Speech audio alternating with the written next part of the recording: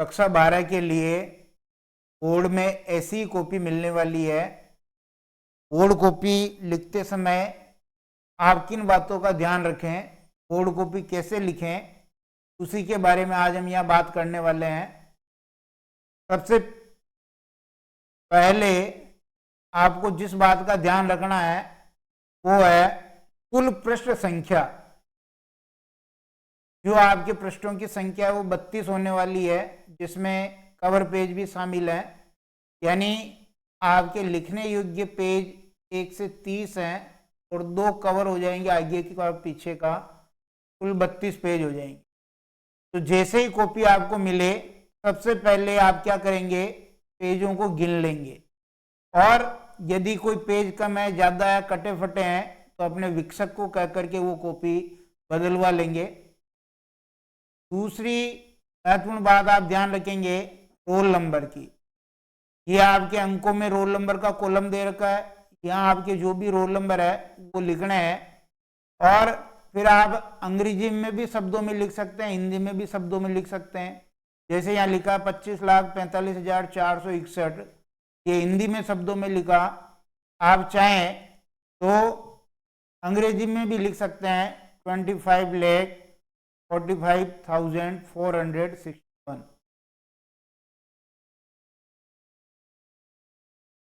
तीसरी महत्वपूर्ण बात आप ध्यान रखेंगे कि यह माध्यम दे रखा होता है और ये भाषा वाले सब्जेक्ट के लिए लागू नहीं है। यानी हिंदी में कोई माध्यम नहीं होता, अंग्रेजी में कोई माध्यम नहीं होता, संस्कृत में कोई माध्यम नहीं होता है।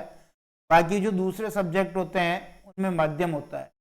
तो अगर आप कोई दूसरा सब्जेक्ट दे रहे हैं, आपका माध्यम हिंदी है तो हिंदी पे राइट कर दें, और अगर आपका माध्यम अंग्रेजी है तो अंग्रेजी पे राइट कर दें। विषय आपका जैसे हिंदी अनिवार्य है तो हिंदी अनिवार्य विषय लिखें। दिन इसकी परीक्षा होने वाली है, टाइम टेबल में अपने बुधवार के दिन 13 मार्च 2024 को परीक्षा होने वाली है वो लिख दें। और इसके पीछे कुछ आपके आवश्यक निर्देश हैं स्टूडेंट्स के लिए, वो जरूर देख लें। यहाँ ये निर्देश आपके लिए नहीं है, ये परीक्षक के लिए जो कॉपी जांचने वाले शिक्षक। चौथा निर्देश आप ध्यान रखेंगे कि ये जो सारणी बनी हुई है प्रश्नवार प्राप्तांकों की सारणी, केवल परीक्षक के लिए है। यहाँ पर विद्यार्थियों को कुछ भी नहीं लिखना। बहुत सारे विद्यार्थी ऐसे होते हैं जो इस सारणी में नंबर लिख देते हैं, नहीं लिखने हैं। आपको जो भी पेपर में प्रश्नों की संख्या मिली हुई है, किस प्रश्न में कितने नंबर आए हैं, ये कौन मार्किंग करेगा, परीक्षक जो कॉपी जांचने वाले शिक्षक है वो यहाँ पर लिखेंगे। इसलिए ये कॉलम आपके लिए नहीं है, भूल कर भी आप यहाँ नहीं लिखें। के बाद जितने भी अंक आएंगे आपके, मान लो अगर आपके टोटल 45.5 नंबर आए तो ये राउंड ऑफ होकर के यहाँ 46 परीक्षक लिख देगा और 2 में लिख देगा, यहाँ कर देंगे। ये एक कोड होता है, यहाँ पर परीक्षक लिख देगा। ये बात कर रहा था मैं परीक्षार्थियों के लिए निर्देश जो कॉपी के फ्रंट पेज के पीछे हैं, इनको आप जरूर देख लें। अब इसके बाद देखिए कुछ और महत्वपूर्ण बात जो अंदर आपको ध्यान रखनी है। 4 बातें हमने फ्रंट पेज पे देख ली। 5वीं इंपॉर्टेंट बात देखिए, ये परीक्षक द्वारा प्रदत्त अंक का कॉलम है। ये जो कॉलम है, जो परीक्षक होगा वो प्रश्न को जांच करके ही यहाँ पर नंबर देगा, और जो यहाँ पर गोले में नंबर देगा वो नंबर आपके आगे सारणी में चढ़ेंगे। ये आपके काम का कॉलम नहीं है, इसलिए इसको अवॉइड करें। आपके काम का कॉलम केवल प्रश्न संख्या और परीक्षार्थी उत्तर है। यहाँ पर आप प्रश्न संख्या लिखें और यहाँ पर आपका उत्तर लिखें। छठी महत्वपूर्ण बात जो आपको ध्यान रखनी है वो ये है कि आंतरिक खंड वाले सभी प्रश्नों के उत्तर एक साथ लिखने हैं, उनकी जगह नहीं बदलनी। इसका मतलब क्या है कि जिन प्रश्नों में रोमन संख्या में अलग प्रश्न दे रखे हैं, जैसे पहला प्रश्न अपना एबेसद्य वाला है, इसमें रोमन संख्या में 12 तक प्रश्न दे रखे हैं। दूसरा प्रश्न रिक्त स्थान वाला है, इसमें 6 दे रखे हैं। और तीसरा प्रश्न अपठित गद्यांश वाला, इसमें 6। और चौथा प्रश्न भी अपठित गद्यांश वाला, इसमें 6। ये अनिवार्य की मैं बात कर रहा हूँ, अलग अलग सब्जेक्ट में अलग अलग हो सकते हैं। अब इन प्रश्नों के आपको उत्तर एक साथ ही लिखना है, जगह नहीं बदलनी है न क्रम बदलना, दो बातों का ध्यान रखना है। खंड है पूरा ही आंतरिक खंड वाला है, इसलिए इनके सबके उत्तर एक साथ लिखने, ये मैंने बता दिया कौन कौन से। सातवीं महत्वपूर्ण बात, प्रश्नों का क्रम अपनी मर्जी से नहीं बदलना है। जो पेपर में आपका प्रश्न नंबर है वही कॉपी में होना चाहिए। पेपर में तो पांचों प्रश्न है, पेपर में तो प्रश्न संख्या 5 है और तुम कॉपी में अपनी मर्जी से उसको 8वां नंबर दे रहे हो, गलत हो जाएगा। पेपर के प्रश्न और आप जो कॉपी में प्रश्न लिख रहे हो वो सेम होने चाहिए, चाहे आप उस प्रश्न को कहीं भी कर सकते हैं, खंड है को छोड़ के। खंड है को तो एक साथ करना, क्रमानुसार करना, और कोई भी प्रश्न दोबारा नहीं करना, क्योंकि दो बार करने से आपका समय बर्बाद होगा और प्रश्न छूट जाने का डर रहेगा और उसके नंबर भी नहीं मिलेंगे और बदले में उसके 1 नंबर माइनस कर दिया जाएगा।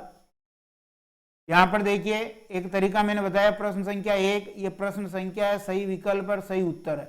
तो यहाँ रोमन संख्या में जो 12 प्रश्न थे वो क्रमानुसार है और इनके क्रमानुसार ही 12 प्रश्नों के उत्तर लिखने हैं। तो ये सही तरीका है। कौन सा तरीका है?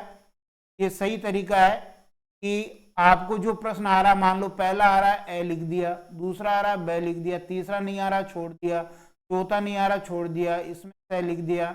ऐसे जो जो भी प्रश्न आपको आ रहे थे उनके उत्तर आपने लिख दिए, और जो नहीं आ रहे जब आवे तब लिख देना, लेकिन इनको छोड़ के नहीं आना है और क्रम भी नहीं बदलना। आप गलत तरीका कैसे अपना सकते हैं कि आपको जैसे मान लो पहला आ रहा था, पहले का ए लिख दिया, अब दूसरा नहीं आ रहा तो दूसरा छोड़ दिया, चौथा आ रहा तो चौथा कर दिया, चौथे का ब कर दिया। अब ये पहला फिर चौथा, ये क्रम बदल गया। ऐसे क्रम नहीं बदलना है, क्रम नहीं बदलना, क्रम बिल्कुल सीक्वेंस वाइज होना चाहिए। ये गलत तरीका है, ये तरीका आपको नहीं अपनाना है। और ऐसे रिक्त स्थानों में भी करना है। प्रश्न संख्या 3 अति लघुत्रात्मक प्रश्न है, जैसे गद्यांश वाला है, पद्यांश वाला है, तो तीसरा और चौथा अनिवार्य हिंदी में गद्यांश पद्यांश वाला है। यहां पर पहला आ रहा था, जो भी आपको उत्तर आ रहा लिख दिया, दूसरा नहीं आ रहा छोड़ दो, जब आए तब लिखना, तीसरे का उत्तर आ रहा है यहाँ लिख दिया, चौथे का उत्तर यहाँ लिख दिया, पांचवे का यहाँ लिख दिया, छठे का यहाँ लिख दिया। अगर जब दूसरे का उत्तर आवे तब यहाँ लिख देना।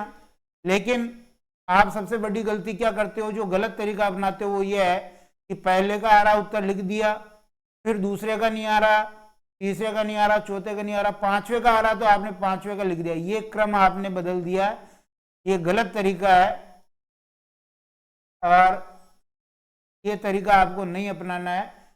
क्रम सेम होना चाहिए और स्थान भी सेम होना चाहिए। एक और आप ध्यान रखें कि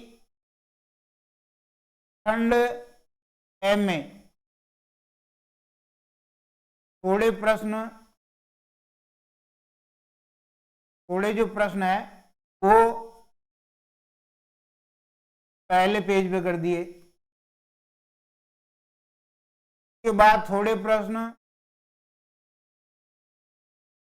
5वें पेज पे कर दिए, के बाद थोड़े प्रश्न 10वें पेज पे कर दिए। तो ये नहीं करना है। आपको जो भी लिखना है वो एक ही पेज पर क्रमानुसार लिखें, अलग अलग पेज पर थोड़ा प्रश्न एक पेज पर, थोड़ा प्रश्न एक पेज पर नहीं लिखें। ऐसे नंबर देने में तकलीफ होती है, क्योंकि मैं आपको बता दूं, जैसे देखिए प्रश्न संख्या 1 था, ये प्रश्न संख्या 1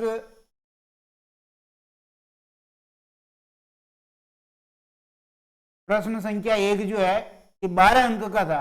अब मान लो आपकी कॉपी चेक होगी, ये गलत, ये गलत, ये सही, सही, गलत, ये नहीं किया, गलत, ये सही, और ये गलत, ये गलत, ये सही। अब 6 अंक आए तो वो डायरेक्ट यहां पर क्या कर देगा कि 6 प्रश्न में तो आया 0 और 6 प्रश्न में आया 1, कुल 6 अंक। तो पहले प्रश्न में आपके 6 अंक आए, यहाँ पर और सारणी में पहले प्रश्न में वो 6 अंक दे दे।